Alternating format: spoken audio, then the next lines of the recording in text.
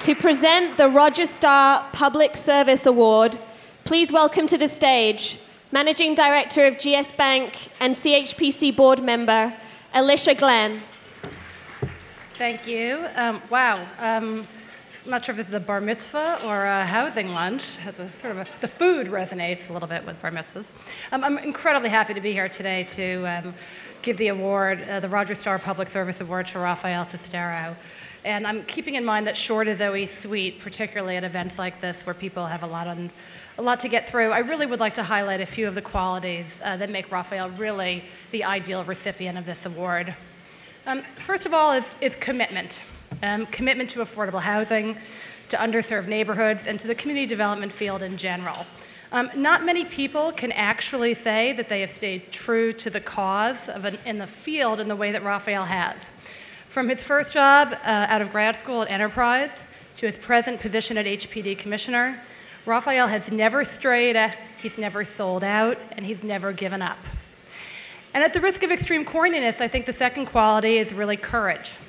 And that's the courage to go back to institutions you worked in before, the courage to make changes and correct a course that may no longer make sense, and the courage to make decisions that don't always make you the most popular guy in the room, but are ultimately the right ones for the public sector, for affordable housing, and for our communities.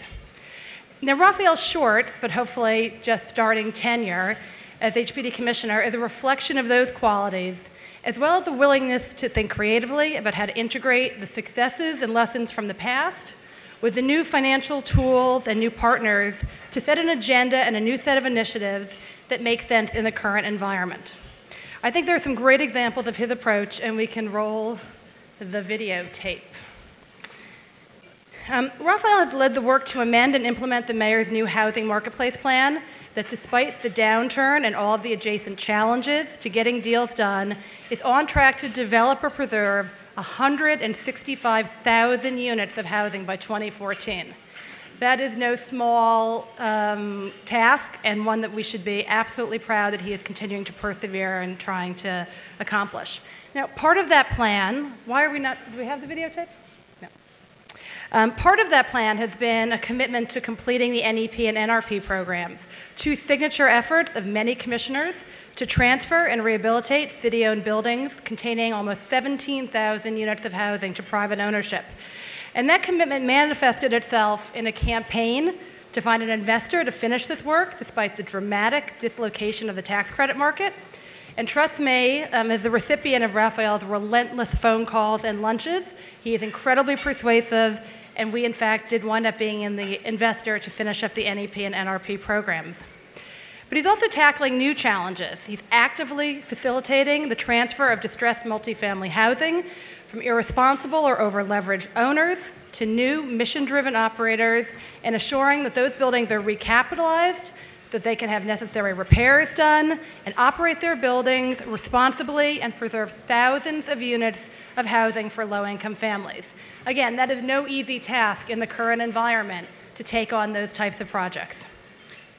Recognizing also that even with incredibly scarce resources, the city must invest in new construction projects, Rafael has targeted projects like the Aurora in Melrose Commons in the South Bronx, where the city has financed thousands of new units as part of a comprehensive strategy to revitalize the whole neighborhood by combining affordable housing, community facilities, schools, and local retail.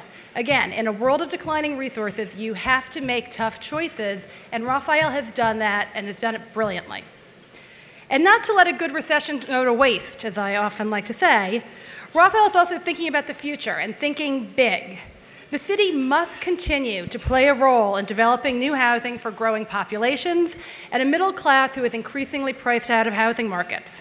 HPD is leading the effort to come up with innovative solutions and new partnerships to finance the infrastructure necessary to build large-scale projects like Hunters Point South and Arvern East, projects that will ultimately contain more than 7,000 new units. Again, taking on these challenges in this environment requires thinking out of the box, working with new people, and really pushing an agenda that can often make you seem sometimes like a bully, but mostly just like a really, really smart, dedicated guy. Okay, enough already, because it's not the Lifetime Achievement Award, so I don't want to go on forever, although one day I'm sure you will get that award. Let me just ask you all to congratulate my friend and my colleague as we present Rafael with the Roger Starr Public Service Award.